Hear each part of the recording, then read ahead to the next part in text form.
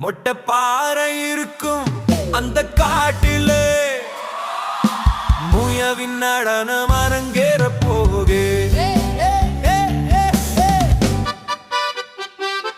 வட்டமாக விலங்குகளும் ரசித்திட வரிசையாக இருக்கணும் இருந்தன. சலங்கை கட்டி முயலும் ஆட வந்தது, சதி சொல்லி பாட நரியும் இருந்தது. பக்கம் இருந்து வாத்தியங்கள் வாசிக்க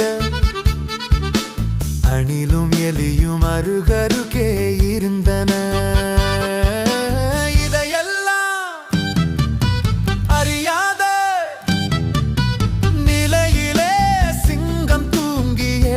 கர்ஜனையும் செய்தது.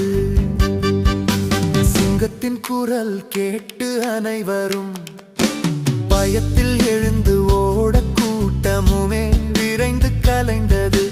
முயலின் அரங்கேற்றம் இத்துடனே முடிந்தது.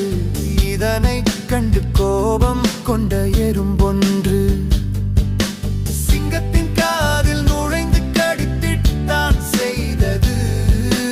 கட்டெரும்பை வெளியேற்ற சிங்கமும் கடல் நீரில் குளிக்க வேகமாக சென்றது. சிங்கம் விலகி சென்று விட முயலின் அரங்கேற்ற நடனமோ தொடங்கி